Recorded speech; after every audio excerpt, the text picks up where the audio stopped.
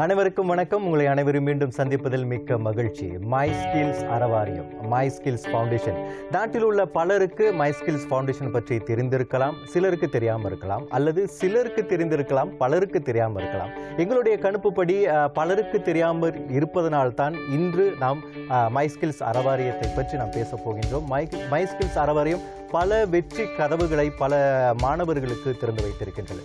இதனை நாம் மக்களிடம் கொண்டு போய் சேர்க்க வேண்டும் என்ற கடப்பாடு எங்களுக்கு இருப்பதனால் இன்று மை ஸ்கில்ஸ் அறவாரியத்தை பற்றி பேசவிருக்கின்றோம். அதனை பற்றி பேசுவதற்காக மை ஸ்கில்ஸ் அறவாரிய இயக்குனர் வழக்கறிஞர் பசுபதி சிதம்பரம் நம்முடன் இணைந்திருக்கின்றார். அவரை சந்திக்கலாம். வணக்கம் வினோத். நல்லா இருக்கிறோம். மை ஸ்கில்ஸ் அறவாரிய தோற்றுநர்களில் ஒருவராக நீங்க செயல்பட்டு கொண்டு இருக்கின்றீங்க. முதல்ல உங்களுக்கு வாழ்த்துக்கள். மை ஸ்கில்ஸ் அறவாரியத்தை பற்றி பேசுவதற்கு முன்பதாக உங்களுடைய பின்புலத்தை பற்றி தெரிந்து கொள்வதற்கு எங்களுக்கு தனிப்பட்ட முறையில் எனக்கு ஆவலாக இருக்கின்றது. நீங்க எங்க பிறந்தீங்க? நீங்க ஒரு வழக்கறிஞராக செயல்பட்டு வரீங்க. வழக்கறிஞராக செயல்பட்டு வரும்பொழுது இந்த மை ஸ்கில்ஸ் அறவாரியத்தை தோற்றுவிக்க வேண்டும் என்ற ஒரு எண்ணம் எப்படி ஏற்பட்டது? உங்களோட பயணத்தை எங்களிடம் பத்து வராங்க. அங்கே ஆரம்ப தமிழ் பள்ளியில் படிச்சுட்டு பிறகு இடைநிலை பள்ளியில் ஃபார்ம் 5 வரைக்கும் முடிச்சது. பிறகு காலேஜில் நான் ஃபார்ம் 6 முடித்தேன். பிறகு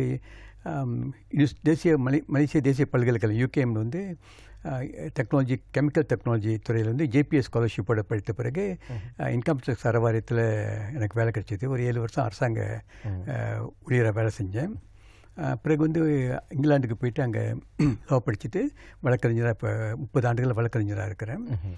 எங்கள் அப்பா வந்து ஒரு பாய்லர்மேன். அதுக்கு முன்பு வந்து பத்துவரங்கில் இந்த நிலக்கரி சுரங்கத்தில் வந்து லோக்கோமோட்டிவ் டிரைவராக வேலை செஞ்சவர். பிறகு பாய்லர்மேன், ஸ்டீம் என்ஜின் டிரைவர் வந்து இந்தியாவிலேருந்து வரப்போ வந்து எந்த ஒரு ஏட்டுக்கல்வியும் இல்லாமல் இங்கே வந்து சொந்தமாக தமிழ் ஆங்கிலம் கற்றுக்கிட்டு பிறகு அவர் வந்து இந்த தொழில்திறன் கல்வியில் வந்து ஒரு நிலையில் இருந்தார். அவர் 65 வயசு வரைக்கும் அவர் இருக்கிறப்ப ஒரு நிறுவனத்தில் அவரோட லைசன்ஸ், அதாவது பாய்லர்மேன் லைசன்ஸை பயன்படுத்தி ஒவ்வொரு மாதமும் அவருக்கு வந்து 2000 ரிங்கிட் சம்பளம் கிடைக்கும். இது எந்த ஆண்டுன்னு தெரிஞ்சுக்கலாமா சார்? ஒரு ஏறக்குறைய 1990ஆம் ஆண்டுகளில் 88, 89 அந்த ஆண்டு காலத்தில் ஸோ அவர் கிடைக்கும். ஸோ அப்போ நான் இப்போ யோசிப்பேன், தொழில்திறன் கல்வி கிடைக்கிறவங்களுக்கு வந்து வாழ்நாள் பூரா அவங்களுக்கு இப்போ நீங்கள் ஒரு சார்ஜ் பண்ண இருந்தாங்கன்னா அவர் வந்து 70-75 வயசு வரைக்கும் அவர் லைசன்ஸை வச்சுக்கிட்டு ஒரு மாதம் குறைஞ்சு 5000 வரைக்கும் சம்பளம் பெறலாம். ஸோ அந்த வகையில் வந்து எனக்கு இந்த துறையில் வந்து மாணவர்கள் நம்ம படிக்க விருப்பம் இல்லாத மாணவர்களுக்கு வந்து இது நல்ல துறைன்னு ஒரு எண்ணம் இருந்தது. பிறகு நான் வழக்கறிஞராக வேலை செய்கிறப்ப ஒரு 200க்கும் மேற்பட்ட கேஸுக்கு நான் 30 வருஷம் வழக்கறிஞராக இருக்கிறேன்.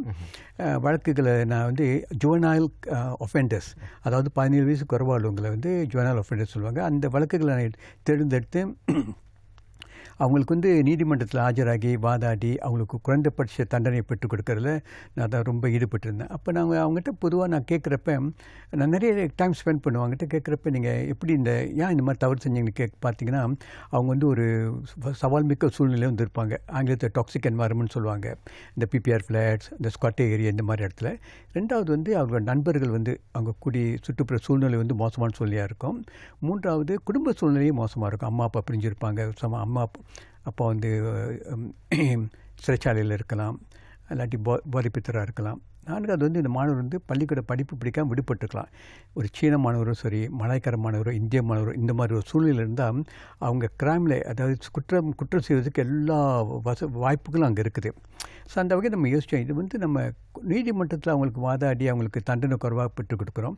ஒரு நம்ம இன்டர்செப்ட் பண்ணலையா, நம்ம வந்து கடைசியிலே தான் பார்க்குறோம். நீங்கள் பார்த்தீங்கன்னா அந்த மாணவர்கள் அந்த மாதிரி இளைஞர்கள்லாம் திருப்பி மறுமுறையும் நிறைய குற்றங்கள் செஞ்சு சிறைச்சாலைக்கு தான் போயிட்டு இருந்தாங்க. அப்புறம் நானே டாக்டர் சண்முக சிவா, தேவா, செல்வமலர், அம்சமோகன், நாங்களும் ஒன்றா சேர்ந்து தான் சரி இவங்களுக்கு ஏதாவது ஒரு இந்த பிரச்சனை திருக்கிறதுக்கு ஏதாவது வகை நம்ம ஒரு சமூகன்ற ஒரு சமூகத்தில் ஒரு அங்கத்தினர்கள் என்ற முறையில் ஆங்கிலத்தில் சிவில் சொசைட்டி இனிஷியேட்டிவ்னு சொல்லுவாங்க. அந்த வகையில் என்ன செய்யலாம் அப்படின்னு செஞ்சப்போ தான் இந்த மை ஸ்கில்ஸ் ரொம்ப அழகான ஒரு பயணம் சார். நீங்கள் எங்கேருந்து ஆரம்பிச்சிங்க அது வரைக்கும் நீங்கள் தோற்று வைக்கிறது வரைக்கும் அழகாக சொன்னீங்க. எந்த மாதிரியான மாணவர்கள் அப்படின்னு வந்து நீங்கள் சொல்லிட்டீங்க. இந்த மாணவர்கள் வந்து எப்படி அடையாளம் காண்றீங்க? இப்போ உங்களுக்கு வந்து இந்த மாதிரியான பிரச்சனைகளை எதிர்நோக்குகின்ற மாணவர்களுக்கு மை ஸ்கில்ஸ் அறவாரியம் உதவி செய்யுது. இருந்தாலும் இந்த மாணவர்கள் வந்து எப்படி நீங்கள் அடையாளம் காண்றீங்க, இந்த மாணவருக்கு இந்த பிரச்சனை இருக்குது அப்படின்னு? சரி, நாங்கள் குறிப்பிட்ட இந்த 4-5 தொற்றுநர்களும் ஒரு 20-30 வருஷமாக சமுதாய நடவடிக்கைகளை நாங்கள் ஈடுபட்டிருக்கோம். அதனால் பொதுவாக பொதுமக்களுக்கு எங்களை பற்றி தெரியும். இரண்டாவது வந்து அங்கே லோக்கல் கம்யூனிட்டிஸ் இருக்காங்க. அவங்களுக்கு வந்து சரி இந்த ஒரு வாரம் ஒரு செகண்டரி ஸ்கூலில் நீங்கள் பார்த்தீங்கன்னா கவுன்சிலர்ஸ் இருப்பாங்க. அவங்க இந்த பிரச்சனையான மாணவர் இருந்தால் எங்களை கான்டாக்ட் பண்ணுவாங்க. இந்த மாதிரி ஒரு 10 மாணவர்கள் இருக்காங்க, இவங்களுக்கு வந்து கவுன்சிலிங் கொடுக்க முடியுமா? அப்போ நாங்கள் அவங்ககிட்ட பேசுவோம். ஸோ எங்களுக்கு பள்ளிக்கூடம் படிக்கிறதுக்கே பிடிக்கல, நாங்கள் வந்து ஏதாவது தொழில்திறன் கல்வியில் நான் வந்து சேர்ந்து ஈடுபடலான் இருக்கோம் அப்படின்ட்டு சொல்லுவாங்க. சில இயக்கங்கள், சில அநாத ஆசிரமங்கள் அவங்களாம் பார்த்தீங்கன்னா 15 வயசு வரைக்கும் தான் வச்சுருப்பாங்க. அதுக்கு மேலே அவங்க வச்சுருக்க மாட்டாங்க. ஏன்னா அதுக்கு மேலே அவங்களுக்கு ஜேகேஎம் வந்து பண உதவியும் கிடைக்காது. அந்த பட்சத்தில் இவங்கெல்லாம் என்ன செய்வாங்க, எங்களை கான்டாக்ட் பண்ணி சரி இந்த மாதிரி மாணவர்கள் இருக்காங்க, நீங்கள் எடுத்துக்கிறீங்களான்ட்டு நாங்கள் உடனே வந்து அவங்க பெற்றோர்கள், நான் பொதுவாக வந்து மாணவர்கள் தனியாக வந்து பதிவு செய்ய முடியாது. அவங்க பெற்றோர்கள், காப்பாளர்கள், இல்லை அம்மா அப்பா இல்லைன்னா அந்த அநாத ஆசிரமெலாம் இருக்காங்க, அவங்களோட நிறுவனத்தில் உள்ளவங்க வந்து எங்கள் கூட தொடர்பு கொண்டுட்டு அந்த மாணவர்கள் வந்து சேர்க்கலாம் எங்கள் மைஸ்கில்ஸில். இப்போது தற்போது வரை எத்தனை மாணவர்கள் மைஸ்கில்ஸ் அறவாரியம் கண்காணித்து வருகிறது, அவங்களுக்கு வந்து உதவி செஞ்சுருவாங்க? இல்லை, நாங்கள் 2010 தோற்றுவிச்சோம். 16 ஆண்டுகள் ஆயிடுச்சு. இப்போ நீங்கள் பார்த்தீங்கன்னா ஏற்கனவே ஒரு 3000க்கும் மேற்பட்ட மாணவர்கள் எங்கள் கல்லூரியிலேருந்து தொழில்திறன் கல்வி பெற்றுட்டு வெளியில் வேலை செய்கிறாங்க. எந்த ஒரு நேரத்திலும் ஒரு 150லேருந்து 200 மாணவர்கள் மைஸ்கில்ஸ் அறவாரியத்தில் இருந்து படிச்சுக்கிட்டு இருக்காங்க. இப்போ இந்த நேர்காணல் பார்த்துக்கிட்டு இருக்கிற ரசிகர்கள் கேட்கலாம், இப்போ இது வெறும் இப்போ வந்து கில்லான் பள்ளத்தாக்கில் மட்டும் உள்ள மாணவர்களுக்கு மட்டும்தான் இந்த வாய்ப்பு வழங்குறீங்களா, இல்லை இப்போ நான் வந்து கிடாவில் இருக்கேன், பிணையங்கள் இருக்கேன், ஜோஹூரில் இருக்கேன், இப்போ இங்கே வந்து இந்த மாரி ஒரு மாணவருக்கு இந்த உதவி தேவைப்படுது, உங்களை வந்து அணுகலாமா அப்படின்னு ஒரு கேள்வி கேட்டால்? கண்டிப்பாக முடியும். சுயம்பத்தான்லேருந்து மாசாய் வரைக்கும், ஜோகூரில் மாசாய் வரைக்கும் மாணவர்கள் கூட படிக்கிறாங்க. பொதுவாக அவங்களுக்கு நம்ம என்னன்னா அவங்க வந்து அந்த தங்கி படிக்கணும், அவங்க வெளியில் போக முடியாது. ஏன்னா இந்த நிறைய ஆய்வுகள் இந்த மாதிரி சவால்மிக்க மாணவர்கள் வந்து நீங்கள் வீட்டிலேருந்து அவங்க வந்து படிச்சுட்டு போனாங்கன்னா திருப்பி அந்த அதே சூழ்நிலைக்கு போனாங்களா திருப்பி அவங்க தவறு செய்யக்கூடிய எல்லா சூழ்நிலையும் அந்த வாய்ப்புகளும் அங்கே இருக்குது. அதனால் அவங்களுக்கு தொழில்திறன் கல்வி கொடுத்து பயன் இல்லை. இந்த தொழில்திறன் கல்வின்னு சொல்கிறப்ப வந்து நீங்கள் பார்த்தீங்கன்னா இது வந்து நம்ம சிலபஸ் வந்து ஜெர்மனோட ஸ்கில்ஸ் ட்ரைனிங் சிலபஸை நம்ம ஃபாலோ பண்ணுறோம். அங்கே பார்த்தீங்கன்னா ஸ்கில்ஸ், நாலேஜ், ஆட்டிடியூட், அது மனப்பாங்கு எப்படி அவங்கள மாற்றிக்கணும். ஸோ நாங்கள் என்ன செய்கிறோம், அவங்க மனநிலையை மாற்றணும். அவங்க வந்து ஒரு நல்ல மாணவராக நல்ல மாணவியாக ஆகணும் அப்படின்ற ஒரு எண்ணத்தை உருவாக்குறோம். இது சாதாரண காரியம் இல்லை. ஏன்னா நீங்கள் பார்த்தீங்கன்னா 13-14 வயசுல இப்போ நிறைய மாணவர் வந்து சிகரெட் பிடிக்கிறாங்க, வேப் படிக்கிறாங்க, தண்ணி மது அருந்துற பழக்கம் கூட இருக்குது. இவங்கெல்லாம் வந்த பிறகு இதெல்லாம் ஏன் தவறு, இந்த தவறுகளை ஏன் செய்யக்கூடாதுன்னு சொல்லி அவங்க மனநிலை மாற்றுறது தான் 2-3 வருடம் எடுக்கும். ஸ்கில்ஸ் 3 வருடங்கள் எடுக்கும். சரி, எங்களால் மாற்றக்கூட முடியாது. ஸோ அந்த மாதிரி அந்த மாதிரி சூழ்நிலை இருந்திருக்கு. அந்த தொழில்திறன்றது வந்து ஒரு 3 மாதம் 6 மாதம் வரைக்கும் நீங்கள் சொல்லிக் கொடுத்துடலாம். அது ரொம்ப இலகுவான வேலை. இந்த தொழில்திறன் கல்வியில் வந்து இலகுவான வேலை வந்து அந்த தொழில்திறன் கற்றுக் கொடுக்கறது தான். இப்போ நீங்கள் வந்து நான் யூனிவர்சிட்டி போகிறதுக்கு முன்பு வந்து ஐசிஐ பெயிண்ட்ஸில் வந்து ஒரு டெக்னீஷியனாக வேலை செஞ்சேன். அங்கே போய்ட்டு பெயிண்ட் செய்யணும். ஐசிஐயில் டியூலக்ஸ் பெயிண்ட், பென்தலைட் பெயிண்ட் முன்பு ரொம்ப பாப்புலரான பெயிண்ட்ஸுங்க. பிஜிஎல் தான் இப்போ இது. அப்போ வந்து அரசாங்கத்தில் வேலை கிடைக்கிறது வந்து ஐசிஐயில் வேலை கிடைக்கிறது ரொம்ப கஷ்டம். அந்த ஒரு சூழ்நிலை இருந்தப்போ அங்கே போய் 2 வாரத்தில் எனக்கு சொல்லி கொடுத்துட்டாங்க எப்படி அந்த பெயிண்ட் செய்யணுன்ட்டு. அந்த ஸ்கில்ஸை சொல்லி கொடுத்துட்டாங்க. ஆனால் அந்த வேலைக்கு குறிப்பிட்ட நேரத்தில் வரணும், ஓவர் டைம் இருந்தால் குறிப்பிட்ட நேரத்தில் செஞ்சு முடிச்சுட்டு போகணும், நம்ம பயன்படுத்திய பொருட்கள்லாம் எப்படி சுத்தமாக கழுவி வைக்கணும், இந்த ஆட்டிடியூடெல்லாம் அது கற்றுக் கொடுக்க தான் ரொம்ப நேரம் எடுக்கும். ஸோ அது மாதிரி நீங்கள் ஒரு மாணவர் வந்து அந்த வேலைக்கு செய்கிறப்ப அங்குள்ள பொருளை ஏன் வீட்டுக்கு எடுத்துகிட்டு வரக்கூடாது, ஏன் குறிப்பிட்ட நேரத்தில் போகணும், அவங்க சூப்பர்வைசரை விட்டு ஏதாவது டைரக்ஷன் கொடுக்குறப்ப அவங்க ஏன் அவருக்கு மீறி அவங்க பேசக்கூடாது, ஏன் சத்தமாக பேசக்கூடாது, ஏன் சண்டை போடக்கூடாது, இந்த மாதிரி நம்ம நினைப்போம் காமன் சென்ஸ் நினைப்பான அது காமன் சென்ஸில் இந்த மாதிரி பழக்க வழக்கங்களை வந்து எப்படி அவங்களுக்கு சொல்லிக் கொடுத்து அவங்களோட பழக்க வழக்கங்களை மாற்றணும். இந்த ப்ராசஸ் தான் வில் டேக் லாங் டைம்.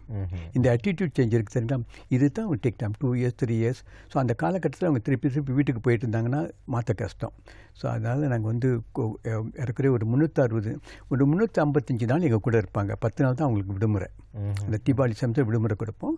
மற்ற இடத்துல அங்கே தான் இருந்து அந்த மார்னிங் 5:30 மணிக்கு எழுந்திரிச்சாங்கன்னா இரவு 10 மணி வரைக்கும் ஏதாவது ஒரு ஆக்டிவிட்டீஸ் அவங்களுக்கு இருக்கும். இப்போ மாணவர்கள் வந்து மைஸ்கில்ஸ் அறவாரியத்தில் தங்கி பயில்கின்றார்கள்.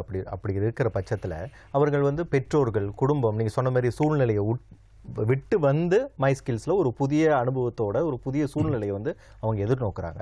இந்த மாதிரியான மாணவர்களுக்கு அவங்க வந்து அந்த அவங்களுடைய குழந்தைகளை வந்து விட்டு போகின்ற பாதுகாவலர்களோ அல்லது பெற்றோர்களோ அவங்களுடைய எப்படி சொல்கிறது, இது வந்து ஊக்குவிப்பு இல்லை அவங்க எப்படி அதை வந்து அணுகுறாங்க? பெற்றோர்கள்ட்டேருந்து எந்த மாதிரியான ஆதரவு உங்களுக்கு கிடைக்கும்? பெற்றோர்கள் வந்து ஒரு மாணவன் வந்து வழி தவறி போகிறாரு, அவர் நடவடிக்கை சரியில்லை, அவர் சேரும் ஃப்ரெண்ட்ஸுக்கு வந்து சரியான ஃப்ரெண்ட்ஸ் இல்லைன்னு நினச்சிட்டாங்கன்னா, எங்களை கான்டாக்ட் பண்ணிட்டாங்கன்னா அவங்க வந்து அந்த மாணவனை மாற்றத்துக்கு ரொம்ப ஆர்வமாக இருக்கிறாங்கன்னு அந்த அந்த இது தெரியுது அவங்கள்ட்ட. ஷோயிங் இன்ட்ரெஸ்ட் இந்த சைல்டு.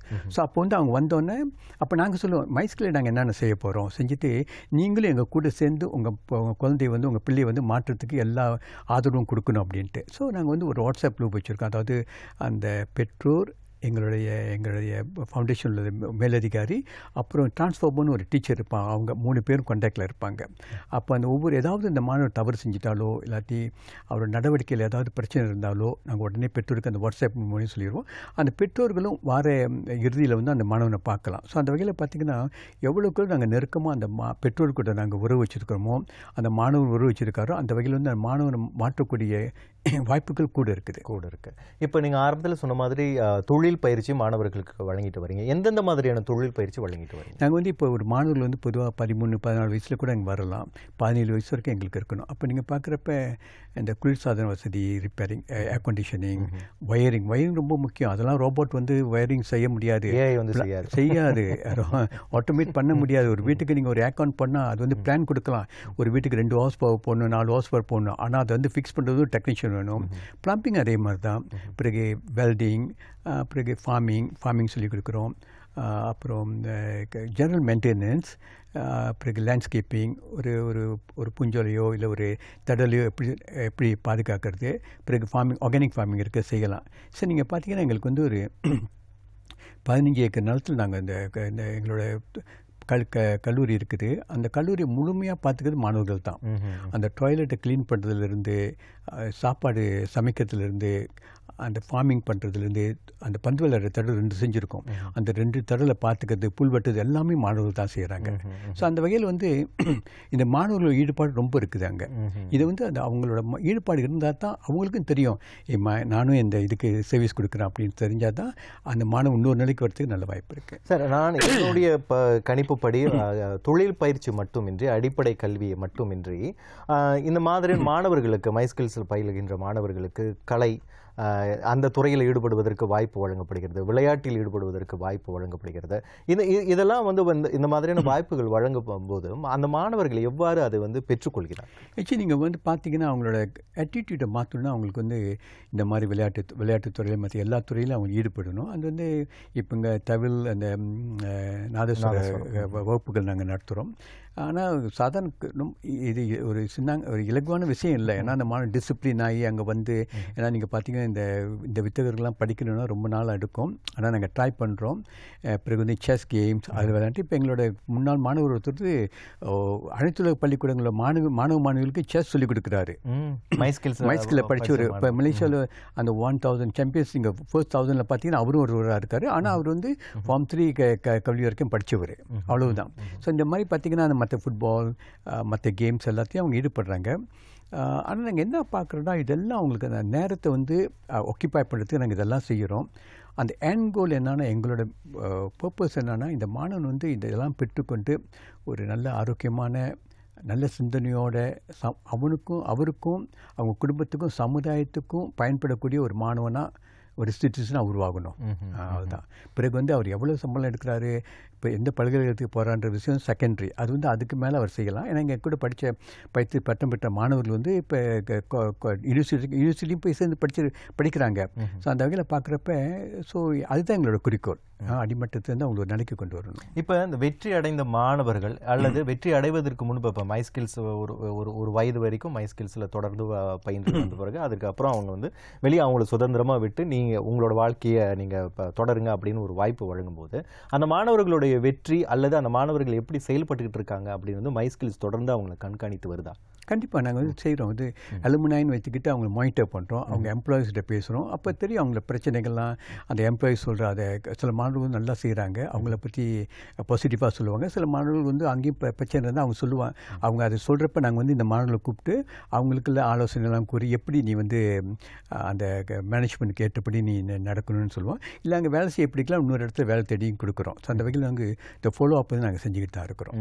இப்போ இந்த மை ஸ்கில்ஸ் படிக்கின்ற மாணவர்களை தவிர்த்து நல்லா படிப்பாங்க, அவங்களுக்கு வந்து அது பின்புலம் வந்து எந்த ஒரு ப்ராப்ளமும் இருக்காது, அவங்களுக்கு எந்த ஒரு பிரச்சனையும் இல்லாமல் ஒரு நல்ல இருக்கிற மாணவர். ஆனால் இருந்தாலும் இந்த மாதிரியான மை ஸ்கில்ஸ்க்கு வந்து நான் வந்து இந்த தொழில் பயிற்சி கற்றுக்கணும் அப்படின்னு நினைக்கிறவங்களுக்கு வாய்ப்பு வழங்கப்படும். கண்டிப்பாக வாய்ப்பு வழங்கும். ஏன்னா அந்த மாணவர் வந்தால் ஒரு எம்பத்தி, அவருக்கு எம்பத்தி கூட. இந்த மாதிரி என்னை விட வசதி குறைவாக உள்ள மாணவர்கள், ரொம்ப சவால் மிக்க ஒரு சூழ்நிலையில் இந்த மாணவர்கள்லாம் எப்படி வசதி இல்லாமல் வந்து இப்போ எப்படி படிக்கிறாங்கன்னு பார்க்குறப்ப, ஏன்னா ஆக்சுவலி நம்ம வந்து ஒரு மாணவனை ஒரு இளைஞர் சக்ஸஸ்ன்னு பார்க்குறப்ப அவர் வந்து எந்த நிலையில் மற்றவங்களை பற்றி நினைக்கிறாரு, சமுதாயத்தை பற்றி நினைக்கிறாரு, அதை வச்சியும் அதுவும் ஒரு அளவுகோல் தான். ஸோ அந்த வகையில் வந்து இந்த மாணவர்கள் வந்து கண்டிப்பாக அவங்களுக்கு வந்து வாய்ப்பு வழங்கினா முன்போட பெட்டராக வருவாங்க. ஏன்னா தவறான ஒரு சிந்தனை இருக்கக்கூடாது. என்ன இங்கே வந்து படிக்க விருப்பம் இல்லாத மாணவர்கள் இடத்துல இவங்க வந்து சேர்ந்தாங்க, இவங்களும் விருப்பம் இல்லாமல் போயிடுவாங்கன்ற ஒரு எண்ணம் இல்லாமல்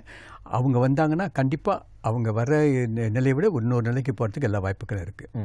இப்போ தற்போது உள்ள சூழ்நிலை, இப்போ அந்த காலத்தில் மாணவர்களோடு ஒப்பிட்டு பார்க்கும்போது இப்போ உள்ள மாணவர்களுக்கு வந்து அதிகமான என்ன சொல்கிறது ஒரு தொடர்பு இருக்குது. அதாவது அவங்க வந்து வெளி உலகத்தில் வந்து அவங்க உட்கார்ந்த இடத்துலேருந்து வெளி உலகத்தில் வந்து அவங்க தொடர்பு கொள்ளலாம். அப்படி இருக்கும்பொழுது நீங்கள் பல ஆண்டுகளாக மை ஸ்கில்ஸ் அறவாரியத்தை நடத்தி கொண்டு வரும்போது அப்புள்ள மாணவர்களுக்கும் இப்புள்ள மாணவர்களுக்கும் நிறைய வித்தியாசத்தை நீங்கள் பார்த்துருப்பீங்க. எந்த மாதிரியான வித்தியாசங்கள்லாம் நமக்கு சாதகமாகவும் இருக்குது இல்லை பாதகமாகவும் இருக்குது சார்? இப்போ நீங்கள் பார்த்தீங்கன்னா 2010 நாங்கள் ஆரம்பித்தோம். இப்போ 2026 இருக்கோம். 16 வருஷத்தில் பார்த்தாலும் சமூக சோஷியல் மீடியா இருக்குதுங்க, இதுதான் பெரிய பாதிப்பை உருவாக்குது. பெரிய பாதிப்பு இந்த சோஷியல் மீடியா தான் உருவாக்குது. கண்டாலும் இந்த ஃபோன் அதில் அடிக்டட் டு அந்த தொலைபேசி அடிக்டடாக இருக்கிறதுனால அவங்க சிந்தனை எல்லாம் லாங் டேர்ம் சிந்தனையாக இல்லை. நான் என்ன கேட்டிங்கன்னா ஒரு 15 செகண்ட் சிந்தனையாக தான் இருக்கும். ஏன்னா நீங்கள் ஏதாவது ஒரு இந்த சமூக ஊடகங்கள்லாம் பார்க்குறப்ப எவ்ரி 10 மினிட்ஸ் 10 செகண்ட் 15 செகண்ட் வேறு ஒரு இதை பார்க்குறப்ப அவங்களாம் கான்சன்ட்ரேட் பண்ண முடியல. இது ஒரு பிரச்சனை. இது வந்து நம்ம வந்து எவ்வளோக்கு அளவு இந்த மாதிரி சமூக ஊடகங்கள் நன்மைன்னு சொல்கிறோமோ, ஆனால் இந்த மாதிரி மாணவர்களுக்கு வந்து எப்போ நன்மைனா ஒரு நல்ல ஒரு நிலையில் வந்து எனக்கு இது எப்படி ரைட்டாக பயன்படுத்த தெரியுதுன்னு தெரிஞ்சால், எனக்கு இப்போ ChatGPT இருக்குது, எது எப்படி பயன்படுத்துதுன்னு தெரிஞ்சால் இட் இஸ் ஓகே. ஆனால் மற்ற இதெல்லாம் பாவிக்க ஆரம்பித்தாங்கன்னா, டிக்டாக், இன்ஸ்டாகிராம் இதெல்லாம் பாவிக்க ஆரம்பித்தாங்கன்னா தவறான வழியில் பயன்படுத்துறதுக்கு ரொம்ப இந்த இளைஞர்கள் அதில் ஈடுபடுறாங்க. ரெண்டாவது வந்து அவங்கள வந்து இன்னொரு விஷயம் வேப்பிங், சிகரெட், மதுபானங்கள்லாம் இதெல்லாம் நம்ம நினைப்போம் 13-14 வயசு மாணவர்கள் எடுக்க ஆரம்பிக்கிறாங்க. இப்போ செகண்டரி ஸ்கூல்லாம் நடக்குது. சில டீச்சர்ஸ்லாம் எங்கிட்ட சொல்லி தான் அந்த மாணவர்கள் வராங்க. அதுலேருந்து விடுபடும் ரொம்ப கஷ்டமாக இருக்குது. வேப்பிங் ரொம்ப டேஞ்சரஸான ஒரு பழக்கம். சிகரெட்டை விட வேப்பிங் தான் ரொம்ப டேஞ்சரஸ். நீங்கள் பார்த்தீங்கன்னா ஒரு தம் ட்ரைப் மாதிரி ஒரு சின்ன தம் ட்ரைப்பாக இருக்கும். பெட்ரோல் அம்மா இது என்னோட தம் ட்ரைப்னுவாங்க, ஆனால் அதுதான் வேப்பிங் இதாக இருக்கும். இப்போ ஒரு நாளைக்கு பயன்படுத்துகிற வேப்பினும் இருக்குது. அந்த ஒரு நாளைக்கு பயன்படுத்தி அதை வீசிடலாம். அந்த மாதிரி இருக்குது. இல்லை ஆண்களும் பெண்களும் சகஜமாக அவங்களோட ஈடுபாடு இருக்குது. ஸோ அந்த வகையில் இந்த பயன்பாடுகள் ஆக்சுவலி இப்போ பார்த்தீங்கன்னா இந்த இளைஞர்கள்லாம் ஒரு சவால் மிக்க ஒரு சூழ்நிலை தான் அவங்க பயணிக்கிறாங்க. ஸோ இப்போ வந்து பெற்றோர்கள் வந்து அவங்களுக்கு தகுந்தபடி நல்ல ஆலோசனைக்குரிய அவங்கள அரவணைச்சி அவங்கள வந்து ஒரு அடால்ட்டாக இது பண்ணி தகுந்த ஆலோசனையோடு அந்தந்த காலகட்டத்தில் அவங்களுக்கு எது தேவையோ அதெல்லாம் இது பண்ணிவிட்டு அவங்க கொடுத்துட்டு பிறகு இந்த மாதிரி இந்த சோஷியல் மீடியாத்தோட பிரச்சனைகள்லாம் கூறி அவங்கள வழி நடத்தணும். கம்ப்ளீட்டாக கட் பண்ண முடியாது, ஆனால் அவங்களுக்கு தகுந்த ஆலோசனை கூறி அவங்கள வழி நடத்தணும். சார், இப்போ பொதுவாக மாணவர்கள் நம்ம வந்து அடையாளம் கண்டு மாணவர்களுக்கு மை ஸ்கில்ஸ் அறவாரியத்துக்கு அழைத்து வந்து அவங்களுக்கு வந்து நம்ம கவுன்சிலிங் கொடுக்குறோம், அவங்களுக்கு வந்து நம்ம உந்துதலாக இருக்கோம், அவங்களுக்கு எப்படி வாழ்க்கையை வழி நடத்தணும் நம்ம வந்து சொல்லித்தரோம். இருந்தாலும் இந்த மை ஸ்கில்ஸ் அறவாரியம் தொடர்ந்து செயல்படுவதற்கு ஆதரவு ரொம்ப முக்கியம், நிதி ஆதரவு ரொம்ப முக்கியம். அது எப்படி வந்து இப்போ மை ஸ்கில்ஸ் அறவாரியம் நிதி ஆதரவை பெறுகின்றது, யாரெல்லாம் உதவி செய்கிறாங்க, இதனுடைய ப்ராசஸ் எப்படி சார்? ஆக்சுவலி நாங்கள் வந்து இது ஒரு இன்ட்ரெஸ்டிங்கான நியூஸ் தான். எப்படின்னா இப்போ ஒரு 15 வருஷத்துக்கு முன்னுக்கு நாங்கள் ஆரம்பிக்கிறப்ப இப்போ எங்களுக்கு வந்து ஒரு வருடத்துக்கு வந்து 3 மில்லியன் 3.5 மில்லியன் தேவைப்படுது. நாங்கள் ஆரம்பிக்கிறப்ப 1 மில்லியன் நாங்கள் ஆரம்பித்தோம். அப்போ வந்து EPU, பிரைம் மினிஸ்டர் டிபார்ட்மெண்ட் எல்லாம் ரொம்ப உதவி செஞ்சாங்க. முன்னாள் பிரதமர் டாக்டர் நஜீப்பிடம் ஒரு $10 மில்லியன் கிராண்ட் கொடுத்து எங்களுக்கு உதவி செஞ்சார் அந்த நிலத்தெல்லாம் வாங்குறதுக்கு. அப்படி பார்க்குறப்ப நாங்கள் வந்து ஒரு 45 மில்லியன் நாங்கள் கலெக்ட் பண்ணியிருப்போம் சமுதாயத்திலேருந்து. மற்ற நிறுவனங்கள் எம்பேங்க், HSBC, JP Morgan, credit Swiss, இந்த மாதிரி வெளிநாட்டு நிறுவனங்கள், வெளிநாட்டு ஸ்தாபனங்கள் நிறைய உதவி செஞ்சுருக்காங்க. UNSDG ஃபண்ட்ஸ் இவங்கெல்லாம், அப்புறம் பேக்கர் ஹியூஸ்னு ஒரு ஆயில் அண்ட் கேஸ் நிறுவனம், இவங்கெல்லாம் நிறைய எங்களுக்கு உதவி செய்கிறாங்க. பார்க்குறப்ப ஒரு நிறுவனம் நல்லா நடந்தால் இந்த நிறுவனத்தை தொடர்ந்து நடத்தணும் அப்படின்ட்டு இந்த இயக்கங்கள்லாம் ஒன்றா சேர்ந்து உதவி செய்கிறாங்க. அந்த பணம் தொடர்ந்து எங்களுக்கு இப்போ வந்து எங்களோட கடந்த ஆண்டு வந்து ஒரு nearly 4 மில்லியன் ஸ்பெண்ட் பண்ணணும். அப்போ வந்து ஒரு பெரிய சவால் தான். அதுக்காக நாங்கள் எப்படி பார்க்குறோன்னா, நம்ம பொது இயக்கங்களில் பார்த்திங்கன்னா ஒரு சில வருடங்களும் நிறைய வேலை செய்வாங்க, மறு வருடங்களும் ரொம்ப குறைஞ்சிடுவாங்க. ஏன்னா அந்த பணப்பற்றாக்குறையாக தான் இருக்கும். ஸோ அந்த வகையில் நாங்கள் இப்போ வந்து என்டோமெண்ட் ஃபண்ட் ஒன்று ஆரம்பிச்சிருக்கோம். அந்த என்டோமெண்ட் ஒரு தனிநபர் வந்து அந்த ஓய்வு பெற்ற பிறகு இருக்குது, அந்த ஓய்வூதியம் இருக்குங்க, ஓய்வூதியம் கிடைக்கிறது EPF இருக்குங்களே, சேமநிதி வாரியம், அந்த வாரியத்தில் தான் அவங்க அந்த பணத்தில் வந்து தொடர்ந்து இன்னொரு 10-15 வருஷம் அவங்க வந்து அவங்க வாழ்க்கையை நடத்தலாம். அதே மாதிரி ஒரு இயக்கம் வந்து தொடர்ந்து நடத்துறதுக்கு என்டோமெண்ட் தேவை. வெளிநாட்டில் நீங்கள் பார்த்தீங்கன்னா இந்த ஹார்வர்ட், ஸ்டான்ஃபர்ட், இந்த மாதிரி பல்கலைக்கழகங்கள்லாம் இந்த மாதிரி ஒரு 40 பில்லியன் 50 பில்லியன் என்டோமெண்ட் ஃபண்டில் தான் ஓடுறாங்க. அதே மாதிரி மலேசியாவில் நீங்கள் பார்த்தீங்கன்னா காலேஜ் நல்ல உதாரணம். அவங்க வந்து ஒரு few hundred million endowment fund வச்சுருக்காங்க. என்டோமெண்ட் ஃபண்ட் இந்த பண சேமிப்பு பணம், இந்த பணத்துலேருந்து வர டிவிடெண்ட் வந்து தொடர்ந்து அவங்களோட ஒவ்வொரு ஆண்டும் செலவுக்கு அதை பயன்படுத்தலாம். அப்படின்னா அந்த பணம் அப்படியே தான் இருக்கும், அதில் வர டிவிடெண்ட் அதுதான். ஸோ அப்போ அந்த வகையில் பார்க்கும்போது எங்களுக்கு வந்து ஒரு 20 மில்லியன் ஒரு என்டோமெண்ட் வர ஆரம்பிக்கலான்ட்டு நாங்கள் நினச்சிருக்கோம். அந்த பொதுமக்களோட உதவியெல்லாம் நாங்கள் பார்க்குறோம். அப்போ பெரிய நிறுவனங்களும் உதவி செய்துக்கு தயாராக இருக்காங்க. ஸோ அந்த வகையில் வந்து இதை ஒரு 2 இயர்ஸ் நாங்கள் செஞ்சு முடிச்சிடுவோம். மைஸ்கில் வந்து தொடர்ந்து ஒரு லெகசி ஃபண்டாக இருக்கும், தொடர்ந்து செயல்படுறதுக்கு எந்த ஒரு பணப்பற்றாக்குறையும் இருக்காது. அப்போ வந்து நம்ம தொடர்ந்து மாணவர்களுக்கும் மற்ற பொது காரியங்கள் செய்வதற்கும் எங்களுக்கு உறுதுணையாக இருக்கும்.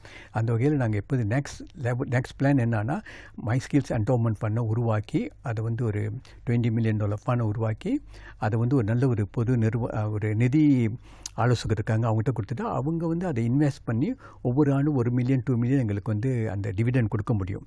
அந்த 1-2 மில்லியன் இருந்தால் நாங்கள் வந்து மைஸ்கில் தொடர்ந்து செயல்படுறதுக்கு எங்களுக்கு வாய்ப்பு அது பிரகாசமாக இருக்குது. இப்போ இந்த நேர்காணல் பார்த்துக்கிட்டு இருக்கிறவங்க பல பேர் வந்து இதுக்கு நாங்கள் கான்ட்ரிபியூஷன் கொடுக்கணும், எங்களுடைய ஆதரவு வழங்கணும் அப்படின்னா அது செய்ய முடியுங்களா? கண்டிப்பாக எங்கள் மைஸ்கில் சாரவாரிய வெப்சைட்டில் போகலாம், mysKillFoundation.org.mind இருக்குது. இல்லை நேரடியாக எங்களை தொடர்பு கொள்ளலாம். அதுவும் எங்களுக்கு ரொம்ப எதிர்பார்க்குறோம். ஏன்னா நாங்கள் வந்து ஏன்னா இது வந்து எங்களோட சொத்து இல்லை, இது வந்து இந்திய சமுதாயத்தோட சொத்து. இல்லை சில நேரத்தில் என்ன நினைப்பாங்கன்னா, இப்போ நீங்கள் ஆரம்பத்தில் நீங்கள் சொன்ன மாதிரி அரசாங்கம் சில ஒரு குறிப்பிட்ட நிதி உதவி கொடுத்தாங்க, இந்த நிறுவனம் நிதி உதவி கொடுத்தாங்க அப்படின்னு சொல்லும்போது பார்க்குறவங்க நினைப்பேன் அவங்களுக்கு கிடைக்குது அப்படின்னு ஒரு மனப்பாங்க வரும் இல்லையா? சரி, 2 விஷயம். இங்கே ஒன்று வந்து ஆப்ரேஷனில் ஃபண்ட்ஸ் வந்து என்டோமெண்ட் ஃபண்ட் ஒரு வருஷம் எங்களுக்கு தொடர்ந்து 3 மில்லியன் கிடைக்கணும். அப்போ நாங்கள் வந்து இந்த நிறுவனங்கள் எங்களுக்கு கொடுக்குறாங்க, இதை பெற்றுக்கொண்டு நாங்கள் செய்கிறோம். ஆனால் அதே சமயத்தில் மற்ற ஃபண்ட்ஸ் கிடைக்கிறதுல அதெல்லாம் சேமித்து வைக்கிறோம் இந்த என்டோமெண்ட் ஃபண்டில். அந்த சேமித்து வச்சுட்டு 20 மில்லியன் ஆனோன்னா அப்போ நாங்கள் பொது நிறுவனங்கள்ட்டெல்லாம் அந்த பொதுமக்கள்கிட்டலாம் நன்கொடை கேட்க மாட்டோம். அப்போ இதுலேருந்து இந்த ஃபண்ட் வரும். ஆக இப்போ வந்து இன்னும் ஒரு 3 வருடத்துக்கு பொதுமக்கள்லாம் எங்களுக்கு தொடர்ந்து உதவி செஞ்சாங்கன்னா கண்டிப்பாக இந்த என்டோமெண்ட் ஃபண்டில் அந்த பணத்தை கொடுத்து நாங்கள் பணத்தை சேர்த்து வச்சு நாங்கள் வந்து அந்த 20 மில்லியன் 30 மில்லியனாக கூட ஆக்கலாம். சம்டைம் நீங்கள் பாருங்கள், everybody want bet on winning horse. எந்த குதிரை வந்து ஜெயிக்குதோ அதே மாதிரி தான் பேட் பண்ணுவாங்க. அது மாதிரி இப்போ எங்களுக்கு ஒரு 20 மில்லியன் ஃபண்ட்ஸ் இருந்தால் நாங்கள் இன்னொரு அரசாங்கத்துக்கிட்டே நாங்கள் கேட்கலாம், எங்களுக்கு 20 மில்லியன் ஃபண்ட்ஸ் இருக்குது, 40 மில்லியன் ஆக்குங்க, நாங்கள் எந்த ஒரு பிரச்சனை இல்லாமல் சமூக காரியங்கள் மற்ற காரியங்கள்லாம் செய்யப்படுறதுக்கு. இப்போ தமிழ் பள்ளியில் டியூஷன் வகுப்பு, தமிழ் பள்ளியில் வந்து ICT கிளாஸஸ் இதெல்லாம் நடத்தணும், அதுக்கெலாம் நீங்கள் உதவி செய்யுங்கன்னா அப்போ கண்டிப்பாக எங்களுக்கு கிடைக்கிறதுக்கு வாய்ப்பு இருக்குது. ஸோ ஆகவே நாங்கள் வந்து இப்போ ஏன்னா முன்பு கூட நாங்கள் எப்பயுமே சொல்லுவோம், இந்த இப்போ நாங்கள் எங்களோட சொத்து மதிப்பு பார்த்தீங்கன்னா 30 மில்லியன் இருக்கும். ஆனால் கேஷ் இல்லை, அந்த 30 ஏக்கர்ஸ் நிலம், பிறகு பில்டிங், அசையா சொத்துக்கள் இருக்குது பாருங்கள். அப்போ நாங்கள் அரசாங்கத்திட்ட இப்போ ஃபண்ட் கிடைக்கிறப்ப நாங்கள் அதான் சொன்னோம், நீங்கள் எங்களுக்கு ஒரு ரிங்கிட் கொடுங்க, நாங்கள் ஒரு ரிங்கிட் சேர்க்குறோம் அப்படின்ட்டு. இப்போ அரசாங்கம் வந்து அந்த 10 மில்லியன் ரிங்கிட் கிராண்ட் கொடுக்கப்போ நாங்கள் ஒரு 10 மில்லியன் சேர்த்து தான் இந்த பெரிய அந்த கல்லூரியை நாங்கள் கட்டி முடித்தோம். ஸோ அந்த வகையில் வந்து பொதுமக்கள் எவ்வளவுக்கு எங்களுக்கு உதவி செய்கிறாங்களோ இது வந்து நீடித்து தொடர்ந்து சமுதாயத்துக்கு சேவைக்கூடிய ஒரு ஸ்தாபனமாக மாறும். ஏன்னா இந்த மைஸ்கில் ஃபவுண்டேஷன் வந்து இந்த விடுபட்ட மாணவர்களுக்கு மட்டும் அதுதான் எங்களோட முக்கிய நோக்கம். அந்த நோக்கத்தை நாங்கள் மறைய மாட்டோம். ஆனால் எங்களுக்கு அவ்வளோ பெரிய நிலம் இருக்குது, வசதிகள்லாம் இருக்குது. அந்த வசதிலாம் இருக்க பட்சத்து சமுதாயத்தில் மற்ற பணிகள்லாம் நம்ம சேர்ந்து செய்யணும். இப்போ உதாரணம் கொடுக்குறேங்களேன், இப்போ தமிழ் பள்ளி மாணவர்கள் வந்து ஒரு பள்ளிக்கூடங்களில் பட்டணத்தில் இருக்கும், ஃபுட்பால் ஃபீல்டு இருக்காது. எங்கள் நிலத்தை சுற்றி ஒரு ஆறு ஓடுது பாருங்கள். அப்போ அந்த ஆறு இருக்கிறப்ப அந்த ஆறு பார்க்கணும், ஆறில் வந்து மீன் பிடிக்கணும், இதெல்லாம் அவங்க அந்த மாதிரி அனுபவங்கள்லாம் வேணும்னா மைஸ்கில்ஸ்க்கு வரலாம். அப்போ வந்து 1 night 2 days. அப்போனா வெள்ளிக்கிழமை மத்தியானம் வந்தாங்கன்னா வெள்ளிக்கிழமை தங்கிட்டு சனிக்கிழமை தங்கிட்டு 2 night 3 daysன்னு பார்க்கலாம். ஞாயிற்றுக்கிழமை வீட்டுக்கு போகலாம் பாருங்கள். அப்போ அங்கே இருக்கிறப்ப அவங்களுக்கு அனுபவங்களே வேறு மாதிரி அனுபவம் கிடைக்கும். இதெல்லாம் எவ்வளோ குறைந்த பட்சத்தில் சில பள்ளிக்கூடங்களுக்கு நாங்கள் எந்த ஒரு பணமும் நாங்கள் வசூலிக்கிறதில்ல. குறைந்தபட்சம் எங்கள் வசதிகளை பயன்படுத்திங்க அப்படின்னு நாங்கள் சொல்கிறோம். ஸோ ஆகவே நாங்கள் அந்த என்ன பார்க்குறோன்னா மைஸ்கில் அறவாரியம் இந்த விடுபட்ட மாணவர்களுக்கு தொடர்ந்து சேவை செஞ்சுக்கிட்டு இருப்போம். அதே சமயத்தில் எங்களுக்கு வசதி வந்து சமுதாயம் ஒட்டுமொத்த சமுதாயம் பயன்படுத்திக்கணும் அப்படின்ற ஒரு நிலையும் எங்கள் கடற்பாடு எங்களுக்கு இருக்குது. ஒரு 5 ஆண்டு திட்டம் இல்லை 10 ஆண்டு திட்டம், இந்த ஒரு 5 ஆண்டுகளில் இது நாங்கள் செய்யணும்னு எதிர்பார்க்கிறோம், இல்லை 10 ஆண்டுகள் இது செய்யணும்னு எதிர்பார்க்கிறோம், அந்த மாதிரியான திட்டங்கள் மைஸ்கில்ஸ் அறவாரியத்தில் இந்த 5 ஆண்டு திட்டங்கள் பார்த்திங்கன்னா என்டோமெண்ட் ஃபண்ட் தொடர்ந்து என்ன செய்ய பார்க்குறோன்னா இப்போ என்னோட நண்பர் இருக்கார் நவீன ஒரு ஆசிரியர், அவரும் விஜின்னு ஒன்றுதாங்க யூனிவர்சிட்டி மலையாவில் லைப்ரரி நூலகத்தில் வந்து அவர் உயரதிகாரியாக இருக்காங்க.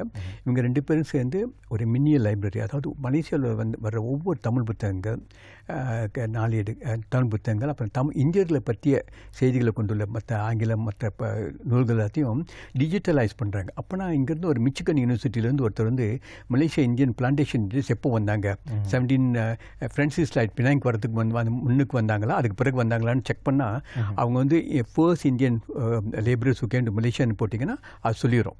இந்த புத்தகத்தை படிங்க, இந்த கட்டுரையெல்லாம் விக்கிபீடியா மாதிரி தான். ஆனால் இது அதோட முக்கியமாக வெளியான புத்தகங்களை அது நீங்கள் மின்னியலில் நீங்கள் பார்க்கலாம். ஸோ அந்த வகையான ஒரு திட்டமும் நாங்கள் செய்கிறோம். இந்த 5 வருஷத்தில் அது ஒரு திட்டம் இருக்குது. அதுக்கு பிறகு நாங்கள் வந்து இன்னொரு அது முடிந்த பிறகு அங்கே ஒரு பொது மண்டபம் கட்ட போகிறோம். அதாவது பொது நிகழ்ச்சியெலாம் நடக்கிறதுக்கு அந்த மண்டபத்தை பயன்படுத்தலாம். அது வந்து நம்ம துணை அமைச்சர் வைபிக்குலாம் இருக்கார்ல, அவர் வந்து அந்த மண்டபம் கட்டுறதுக்கு எங்களுக்கு உதவி செய்யணும்னு சொல்லியிருக்காரு.